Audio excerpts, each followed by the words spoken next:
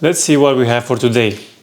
There's a rumor going on for young people and a bit older. Does weightlifting affect your joints? Doesn't matter if you're young or if you're old, but in this scenario, does weightlifting affect your joints if you're over 40 years old? I think we hear that more often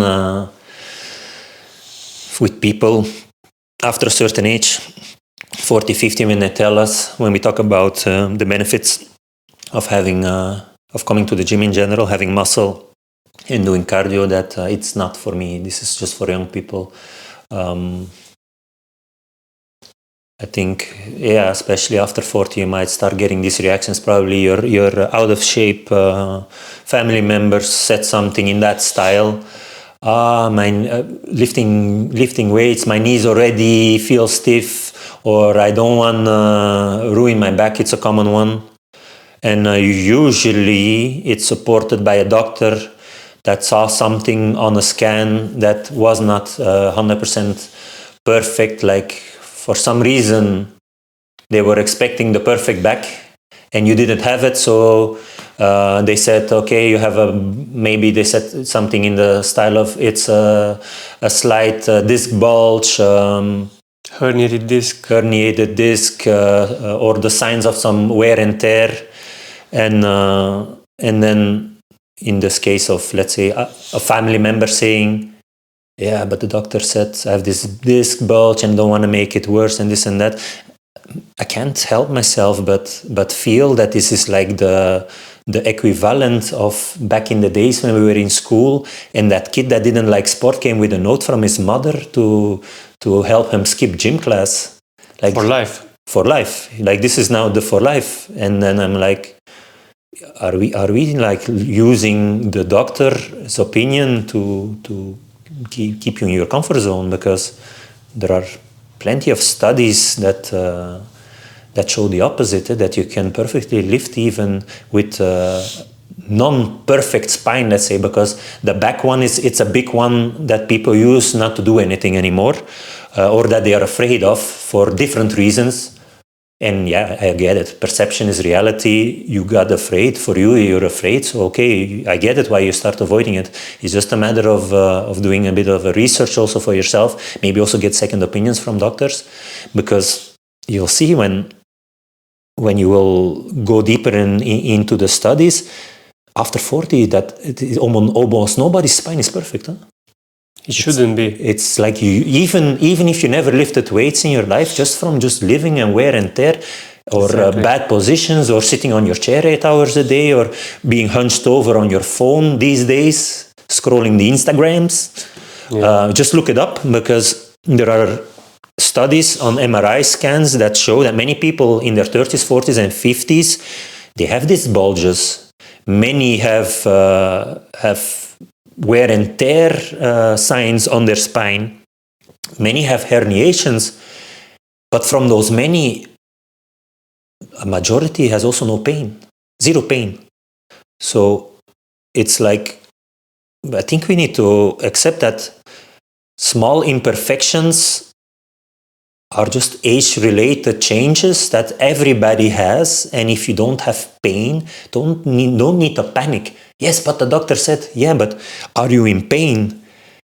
Is that fear of potentially being in pain that big? Trust me, there will be signs before you get to that point where you think you already are in your head. Don't you think, I don't know, you have the fear, but don't you think it's normal that your body degenerates as you age? It's just a part of life. It doesn't mean that after 40, now I'm going to put you in a glass box and you can look at life from the glass box. Yeah, the alternative is not that bright. Is the alternative better?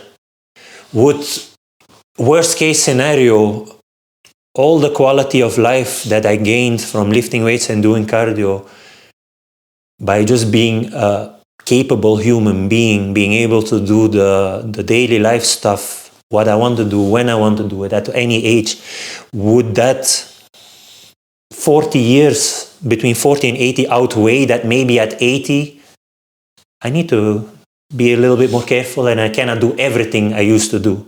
In my opinion, no. I'm not going to sit in a glass box for 40 years just in case, just because I could have a discomfort or a pain. There is a difference between having a potential 1 out of 10 or 2 out of 10 discomfort after years of living life, or staying at a 0 but staying in your glass box. It's a bit of a rant, but this is the type of talks that really annoy me. It's like, live your life. We're not going from a 0 out of 10 pain to a 9 out of 10 all of a sudden. There will be signs. And I will talk also about what are the things that you can do to do things safely. And yeah, I also have things, certain movements or lifts that I don't do anymore, because if I do handstand push-up, I'm always like my neck hurts a bit, or if I go too heavy with overhead presses, because I have a bit of a rounded back, I get a little bit of a contraction between my shoulder blades. So I'm more careful. I still go overhead, but I won't go to maximum weights because I know what it gives me. Those contractions, they go away. It's no problem. It's not a permanent thing, but I know if I do certain things at certain weights, or if I do certain moves, this is what I can expect with the body that I have, that is like everybody else's, not the perfect spine, not the perfect mobility, but you work with what you have. But it doesn't mean I'm going to push till I turn my overhead press into a problem in my upper back that gives me an 8 out of 10 pain. No. We need to be sensible. So the real question for me is not to ask if your spine is perfect, but is the one, do I have pain? Do I have any neurological symptoms? Do I have any limitations when I move? Do I change how I move because of pain? Then it's a different story. Then we need to look deeper. But majority of people, they're talking about scans and disc bulges and wear and tear, but without pain, without symptoms, without change. Why are we being overly careful? So avoid loading your spine, in my opinion, over long term. It will actually make things worse, because your muscles will get weaker, your core stability will get worse. Your bone density will drop, because bone density is only made by putting pressure on your body. If you're going to avoid anything heavy, or the classic, I'm not allowed to lift more than 20 kilos, my doctor said so, I need to go swimming. If you're going to do that, you will become fragile in your bones. Bone density will go down. And that will be the moment when you at 70 will slip and slide, fall down, break your hip, have a hip replacement, and then quality of life. That's going to be fun. Why? Because you were afraid that you might, not sure, you might, because of lifting weights, end up with a discomfort of 1 to 2 out of 10 pain. It's not sure you're going to end up there, but your fear of pain is so big that you just avoid it. But it has consequences. Muscle will disappear, bone density will go down. Overall, you will get weaker. Because you get weaker, your fear for things will go even up higher, because now you're this, I'm not saying at 40, I'm talking down the line, at 78, and now you're this weak, fragile person that gets debalanced because you don't have muscle mass, and if you fall, you break like a twig, because you avoided this in the last 40 years, and you shouldn't. You will start getting hesitant at your older age if you avoid it now by doing anything physical. So instead of asking if the disc is bulging, just ask, is it painful? If I put stress on it, do I get any symptoms, or do the symptoms that I have become worse? So if you plan on, if you are pain-free and you functionally add strength training to stress your body, it can only benefit you. You'll just build a stronger body, because it will help strengthen. Let's say if your lower back is a weak area, if you put muscle around it, it will just help compensate for that non-perfect spine by putting muscle on it. So you can still be functional then. So it will be like the airbag in your car, but for your body, like that armor of the knight fighting with the sword. A bit of armor around you. Muscle is armor. It's simple. Whatever is weak, you put muscle around it. And I know this out of experience, because I've had a knee surgery in the past, and I ripped my meniscus. And I also get a lot of people with knee issues that also get this fear, and they start avoiding all kinds of stuff. I don't jump on a box, because that's what injured my knee I don't go below 90 on a squat because that injured my knee. Very rarely the exercise you did injured your knee. It's just the cherry on top because it's a thing what happened all the way before, everything that lead up to this moment. But I'm talking to this type of people that are hesitant to do stuff. And my first question always is the same. Is something broken inside? And a lot of times, more than half of the time, the answer back is, I don't know. Okay, but what is your plan? Don't you want to have a functional body? I understand stuff happens, you hurt, you injure, but isn't the goal to go get back to functionality? And the first step back to functionality is knowing if there's something wrong. You get a scan of it. If something is wrong, then you get the advice of the doctor if he feels like surgery is the solution or surgery is not the solution. But to just wait and see and just avoid everything and it's going to pass by itself is like the grandpa's remedy for everything. My grandfather used to say, it came by itself, it will go away by itself. When it's on things like knees and these acute injuries, for me, if I speak personally for myself, the moment I felt the knee hurt and I felt something rip, the first thing was go to the fucking hospital, make the scan, what's wrong with it, how we're going to fix it, and how long until I'm back to where I was before. Because for me, it's not acceptable.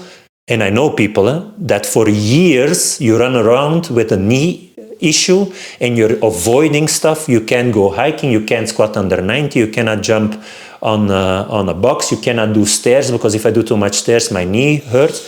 I don't think it's acceptable that when something hurts, that you're not searching the solution to get back to full functionality. I shouldn't be stepping away from my active life as I know it because I have a pain. I should solve it. It's a bit of a rant, but I don't know. People don't have trust in surgeons here or something, because if it's broken, fucking fix it. Go through the rehab. After a month, I was running again. After that surgery, I walked out on crutches, and after a month, I was jogging zone 2 again. So it's not that bad. I mean, just fix your issues so you can do sports how it's intended to be, not to walk with a painful knee, and then it's just going to make things worse the longer you walk around with it. But anyway, I just diverted into a rant for 12 minutes. So people that are usually asking this question about lifting are usually people that sit around 8 hours a day and they don't strength train consistently, but they are worried about picking up a barbell. So does weightlifting damage your joints after 50? After 40? Short answer, no, it doesn't. If you do it right, it actually protects them. It actually strengthens them. But where does this fear come from is a lot of people, I think, they confuse pain, and pain, like you heard me say before, it's on a scale from 1 to 10. They confuse pain with damage. So it's not because joints get stiff that it means that they're getting destroyed. It just means that you put a stress on it that it's not used to. And now we need to assess if that stress was too much or adequate. If it was too much, we need to adjust the way we put stress on that joint and lower that stress a bit, and then keep doing that until the joint adjusts to the stress you put on it. As a simple example, if I would have a person coming into the gym and they haven't done sports in years, if I will put them into a push-up position, even on a box, like an incline, because they won't probably have the strength to do push-ups because they haven't trained in years, and I will make them do 5 sets of 8, there is a big chance that their wrists will be stiff the day after. Not because there is any damage done into the joint. No, you got stiff because when in the last years were you in that position, in a push-up position, and I'll put you in a position your body is not used to. Of course you're going to be stiff. But people have a fear of stiff means pain means I'm doing something bad to my body. No, it's just a stress. If we put by trial and error, if we put the right stress on it, you won't get stiff in your wrists anymore, staying in that position. And that goes for any position I put your body in. So I think it's important for us as coaches to warn, to be conscious of this fear of people, that anything they feel the day after in joints, they might think it's bad for them. This CrossFit thing is not for me because after we did overhead squats, I felt my wrists. Yeah, it's a position you were never in. So the only thing we can do is, and via the podcasts like this, people listening to start thinking about this. And as coaches, if we have somebody new, to think in advance enough to think, is the first time his body is in this position, most likely on his first front squat, he might feel discomfort in his wrists from the front rack, or the first time going into a front rack, into a push press, he might feel it. And we need to warn them, you're going to feel it, but it's normal. Don't panic. The same with the first time somebody does a deadlift and they haven't worked out for years, we need to warn them that you're going to have muscle pain in your back muscles. It's not that you will have damaged your back. It's muscle pain. It's not spine damage. The same, like you don't panic when I give you 50 sit-ups and you didn't do them for months and you have such a bad muscle pain that when you cough, you have to hold your belly because it hurts. We've all been there. But the beginner, if they have that same muscle pain in their back muscles, they will panic. Again, with that same reason, because pain, they equal it to damage. Pain, stiffness, discomfort, muscle pain doesn't automatically equal damage. And then another thing why I think that people are having this fear is because they're comparing themselves, for example, maybe to some higher level athletes, and maybe the arthritis or the painful knee these guys had after their career, like football players with a bad hip, or weightlifters with maybe a knee that's injured. They're comparing themselves to people that are doing not sports for longevity, they're doing sports for performance. And we need to separate these two things.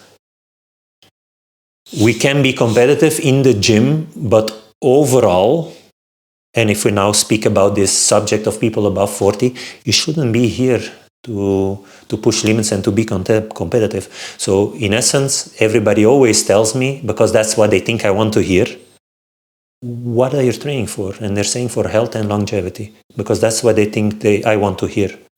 If you're really training for health and longevity, you can mitigate a lot of these issues, and you are into not a different world. You're in a different universe than the athlete that does this for competition purpose, that does this to get the best out of his body, that does his sport to get an Olympic medal, a gold medal at the Olympics, that does this to earn big paycheck. That's why he puts his body through the things he does, and he takes the repercussions later on that his body might be fucked up after. Rugby players, neck fucked up, knees fucked up, back fucked up from all the pounding they did and all the heavy training they did. They take that for the glory they were searching, for the paycheck, for the Olympic, for the medal they were searching. They're training not for longevity, they're training to put the max out of their body. You're not here for that. Maybe some of you seem to be, but then you need to realize, okay, if I push this to the max, potential repercussions. So don't compare yourself with, this guy after all these years of sport got there. Look at what he was training for. It was probably not longevity. We have, for our old school guys, old school CrossFitters that know Rich Froning, he used to say, one of his quotes would be, in training, you listen to your body. In competitions, you tell it to shut the fuck up. This guy was not training for being the 90-year-old that still goes on hikes. No, he was training at that moment between his 25 and 35 to be the best. And that has consequences. If we push our body to the limit for long enough, it has consequences. Keeping in mind that these guys, they're training 10 to 20 hours a week. You are training 3. So don't compare yourself. It's apples with pears. So there should be no fear from that point of view. And coming back, will it destroy my joints at 40 to lift weights, at 50, at 60? No. People that know Peter Attia, longevity expert, not coming in the news with very nice stuff lately. What did they say? Allegedly, don't sue me. But longevity expert, he had on his podcast a lady from, I don't know, I think from Australia, I think. And that lady was doing a study called Lift More study. So what she did, she took a group of women, all 65 plus years old, and she divided them in 2 groups. One group would do what they always did. None of them lifted weights ever. One group would do what they always did, and that would be my activities. I walk a bit, or I go to a yoga class, like low impact stuff. And the other group would be put into a group where multiple times a week they would lift heavy. They would do squats, they would do deadlifts, they would do presses, they would do bench presses, they would lift some real weight. And after, I think, 2 months, I think the study was, 8 weeks, they made the sum up. And another thing, they all had, how do you call that? When the old people, osteoporosis, or how do you call that, with the joints becoming painful, and they all had that. The group that, after 8 weeks, that lifted the weights, some of them were able to get up to deadlifting their own body weight, and all of them, their bone density was up. So the conclusion we make from a study like that is that, one, it's never too late. It's never too late to start lifting. These were 65 plus year olds with issues. It's never too late to make progress. Not at 40, 50, 60. At any point we can make progress, and at any point we can get benefits out of lifting heavy. It will add you muscle mass, it will add you bone density. It can only be good for you if done right, with correct technique and with common sense of listening to your body. This is with all sports. You cannot rely just on a coach. He will check your form. He will make sure that he puts sensible things in your training plan, not to do these crazy-ass Spartan workouts. He will make sure that there is a progression, that there are deloads. But in essence, day to day, you still need to make smart choices every time you pick up that barbell. I don't believe that doing sports and never overdoing it exists, but we can, if we actively think about it, we can mitigate a little bit the risks. So just as an in-between, maybe, why or what actually happens when to your joints when you strength train. So what does a joint include? It has cartilage, it has tendons, it has ligaments, and it has that fluid, synovial fluid. So this is what's in your joints. So when we strength train, cartilage gets stimulated. Cartilage doesn't have direct blood flow. So cartilage can get stimulated by, let's say, compression and decompression. That's how you get like the nutrients into the cartilage to make it stronger. So, for example, I squat, I compress the knee joint, I stand up, I decompress the knee joint. This is how I get nutrients into my cartilage. So this is how I make my cartilage better, by putting pressure on it. When you strength train, your tendons also get stronger. And just like the cartilage, they only get stronger by putting stress on them. So after 40, this becomes even more important, because strong tendons will protect the knees. It will protect your shoulders, because they're all tendons around it. It will protect your elbows. So it's important to put some type of pressure on those body parts to strengthen the tendons, because then it will help us not to get injured, because if we're going to have weak tendons, they will easily get injured.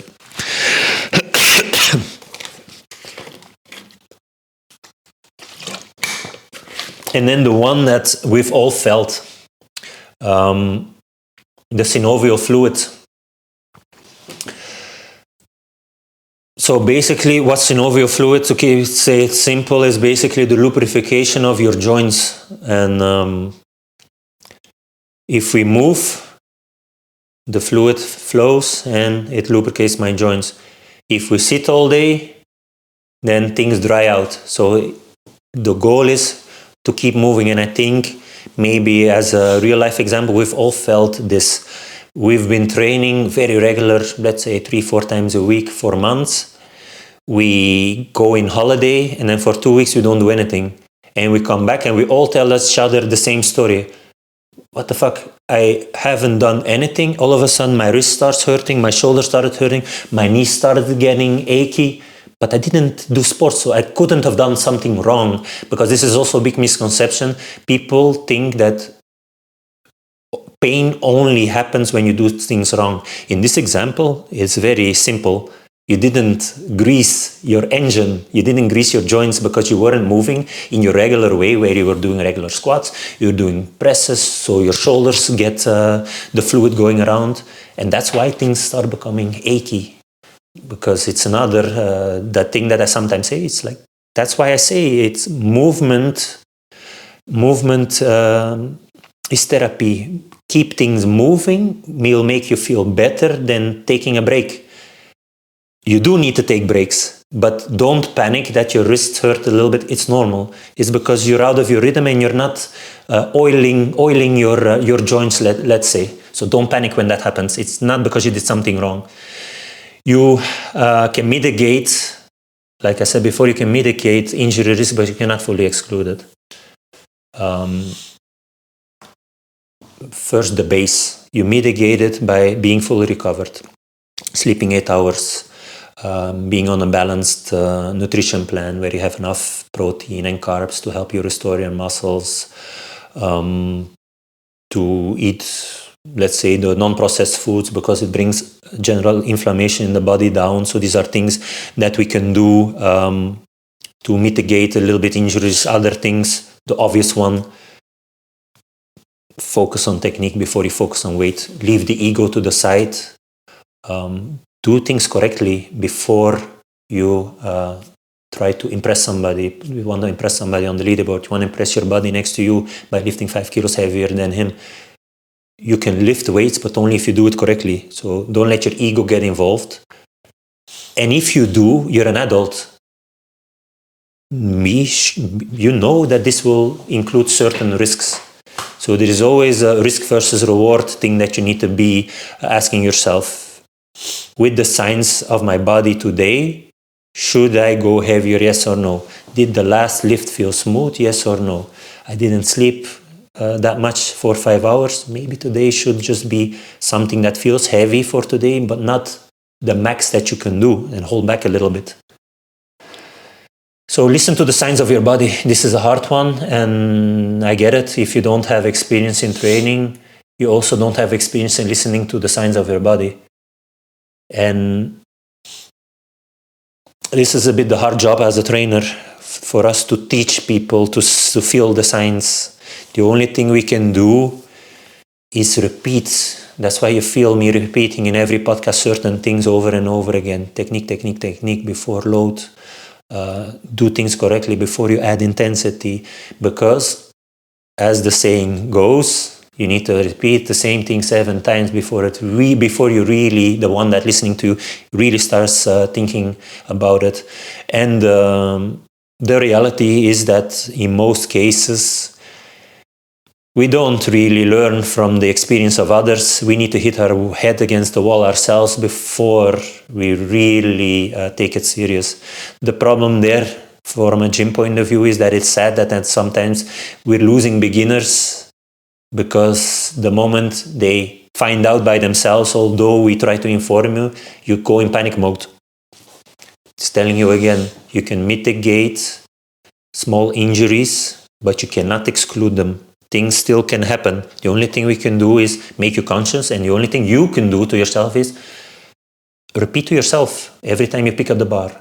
I pick up a deadlift, chest up, create tension, brace, only now I lift.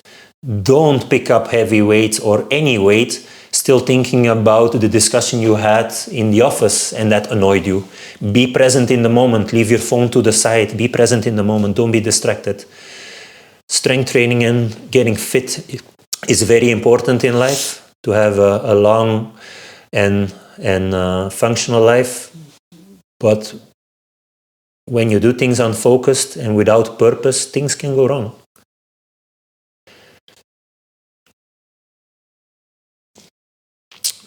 Another thing to pay attention to, don't ignore the pain signals. It's a common talk that we have with beginners and with advanced, where I see their pain faces and I see them rotating their shoulders between sets of overhead movements, snatches or strict presses, and I know that they're feeling discomfort, for example, in their shoulder. And I'm asking them, what do you feel? Is this a new pain? Did it start now? Is it something from before? And in a lot of cases, I think it's also a moment where you need to learn to drop your ego. They tell me, it's okay, I'm fine. It's just a little thing. Okay, but answer my questions. How long do you have this? It's already a month. It's not okay. You've now come to the point where you're not working around the little discomfort, and it's starting to become chronic. You keep on pushing through in the hope that it will, like Grandpa said, it came by itself and it will go away by itself. You don't need to feel bad because you have a little pain and everybody else is doing another exercise. You have nothing to prove. You're not less of a man or a woman because you decide that you have a pain that you don't want to make worse. It's a smart decision. Catch the signals fast. Find a variation of pressing, because we're talking about a pressing exercise that doesn't hurt your shoulder. So we still train the same muscle, the same movement pattern, but we find a way to do it pain-free. And we keep making that change until you do that strict press without any pain. And then we go again and we build up. Empty bar, painless. Try a little bit of weight. Slight discomfort, 1 out of 10. Okay, we stay here. It can be a slight discomfort as long as it's not, the pain doesn't increase. We keep repeating that weight until there is no more discomfort. Add a little bit of weight. Still, again, from the 30 kilos was a 0 eventually, now the 40 kilos is a 1. Okay, stay here at that weight. Hopefully the 40 kilos all of a sudden is a 0 and then you know you're back to good and you do what you did before. Again, pain happens in training. It's just how you deal with it. If you're expecting to build fitness and never ever have any discomfort, I think you're lying to yourself. And you probably could go a little bit harder. A little bit of discomfort is part of the process. It's just, don't let it become an 8 out of 10, a 7 out of 10. If you start feeling it, speak to the coach. We work around it. It's gonna pass. Trust us. We've been doing this 20, 25 years, having the sporty life. Pains come and go, it's just what you do with them. But whatever you don't do, don't start pushing through them, because you will just make it worse. And then if you're going to have to stop fitness fully, again, fitness is frequency. If the frequency falls away, the fitness goes down. And then long term, that's not what we want. We want to be in the gym, so we need to make smart decisions. What changes after 40? I'm over 40, so I can tell you. There is the margin to do stupid shit is much smaller. Where we could, and I've done this, where we could, for the joke, walk into the gym 10 years ago and mess with our bodies that were deadlifting and walk up cold to a bar and power clean the 100 kilos, that's not going to fly anymore. Now we walk into the gym and we need to be conscious. We still have a big capacity to gain strength. We still have a big capacity to do and higher our fitness on a cardio level, on a strength level. We can make progress.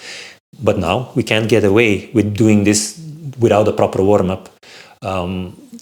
We all know or maybe you have had it yourself, You're over 40 now. You cannot just do a 100-meter sprint and not warm yourself up. You're just going to pull your hamstring. It's not because you don't have the capacity to be fast at 40 and do a 100-meter sprint, just not without warm-up. Do your warm-up and you still can beat some young guys. That's not the problem. I've seen some 70-year-olds doing the Olympics for their age category and they are faster than us. So it can be done, but you can't do stupid shit anymore. We had a friend, and he's also over 40, and he also tell me stories. I jumped onto the surfing board with, how do you call that, with the sail on top, and I pulled a muscle. Yeah, okay, because you're 40 now, you need to warm up for that shit. You basically need to warm your upper body and your lower body. So warm up your shoulders a bit, get yourself a bit ready. It's an activity. I know you're standing on the lats, but it's an activity, so warm yourself up a bit. This is also a way that you're over 40 now. You need to be conscious that to avoid injury, you need to mitigate a little bit the risks. And doing things cold, it makes the risk go up. So warm-ups matter more. And then we have the obvious one is that your tolerance for volume, total volume, is just less. You can train hard, you can just not do it at the same volume anymore as when you were 25. I used to train 5 to 6 times per week, Metcons, CrossFit training. Usually it involved weights. I do that 3 or 4 times now per week. 5 or 6, I feel like my body can't absorb and recover between trainings anymore to do that. My joints get stiff. Like I said in the example, it just means that I'm putting it into a stress it can't recover from. It doesn't mean I'm destroying anything. It just means I need to listen to the signs of my body. And if I choose to do CrossFit Metcons 5 times a week, it cannot be every time at 80 plus intensity. I will have to choose days where I say today is where I could do 3 reps more, but I don't. I pick a weight, I do 10 reps with, or I pick a weight, I could do 5 reps with, but I could have done 8, but I stop it on purpose. I still get benefits, it's still good training, but I can't push it because my body doesn't recover from it anymore. What I'm doing now, I have a little bit of some running goals and some Hyrox race goals I set for myself. I'm working more now into high-low day. That means that on the high day, I'm in the gym. I'm lifting weights, I'm doing Metcons, I'm doing high intensity. On the low days, it's usually a run training. It's longer than the hour in the gym. Mostly it goes between 1 and 2 hours. But it's more about volume and not about intensity. And there it helps me recover from that intensity I gave it. So be aware of it. Again, listen to the signs of your body. At 40 and 40 plus, you can still build muscle, you can still be strong, you can build bone density. It's all no problem, but you just need to be a little bit more cautious with it. So what I recommend after 40 is try to get 2 to 3 times a week into the gym where you touch some weights. In CrossFit, you have the advantage that you will touch some weights in most days, and you will do something that raises your heart rate, so you get a little bit of the best of both worlds. And the focus, and that's maybe more for people that maybe listen to this train by themselves, focus on the compound movements, squats, deadlifts, bench presses. Focus on movements that work multiple muscles and multiple joints instead of the isolation movements. You'll get more bang for your buck. And stop chasing PRs. Just progress slowly and listen to your body and make smart decisions from day to day. Forget about the ego lifting. At a certain point, just accept that there is no point anymore to push from a 180 deadlift to a 220 deadlift. You're strong enough for the things you need to do. Just get in and change a bit the mindset. Don't compete with people. Compete with people on the things that's worth competing about. And the strength lifts at a certain age. It's not worth the risk to compete with the 30 or the 25-year-old to show that you're stronger. I think then you're better off doing less weight and maybe add a couple of more reps at 90%, do an extra rep instead of trying to do a 1 rep max PR. So to wrap it up, because we went long on this one and I could have gone even longer, the truth is your joints don't wear out because you don't use them. They wear out because you stopped using them. It's that old phrase where you say on fitness, but it goes for joints as well. If you don't use it, you lose it. So if you don't put them under pressure, they just will become weaker. You just put them under smart pressure, that's all. Listen to the signs of your body and find the stress that is appropriate, and that will make them stronger. So lubricate and strengthen them by doing movement. After 40, I don't think lifting is optional. Even before 40, I don't think lifting is optional, never. I think everybody should lift. It will give you a stronger body and it will protect you on the long term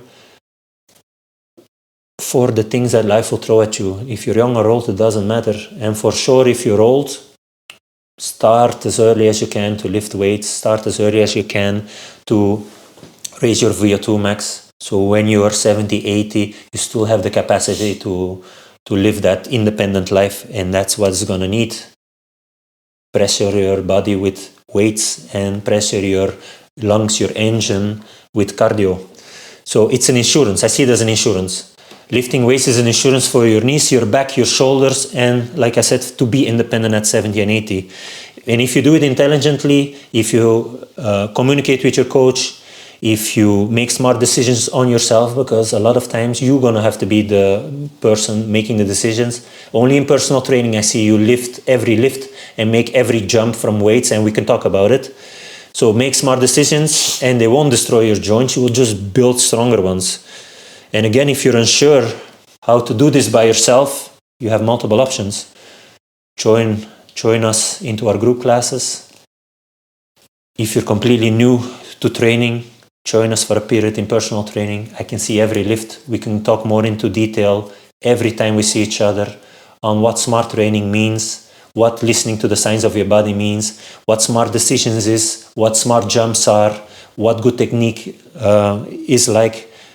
And then you will educate yourself from session to session. So if you have questions or you need help with this, you know where to find us. That's perfect. I have another saying that is related to this subject. We don't grow old because we stop playing. We stop playing, then you start to grow old. Yeah. So basically you need to be functional as long as possible in order to enjoy life and be happy. You know, I made a post recently and I said, if you don't do all this playing, lifting, strengthening your body, the problem is that your world over time will become very small. And what I mean with this is that if I don't have a minimum of strength and a minimum of cardio, I will start avoiding stuff. I will not run behind the grandchildren. I will not meet my 6-year-old buddies for a bike ride, not because I don't have the time, but because I don't have the capacity for it. So my world will become much smaller because I will avoid activity. Social life will change. I will not join things anymore because I can't. I didn't prepare myself. The preparation happens now when we're 20, 30, 40, and you will be thankful when you're 70 and 80. That's really true. That's enough for today. If you have any questions, send us your message and we talk to you on the next one.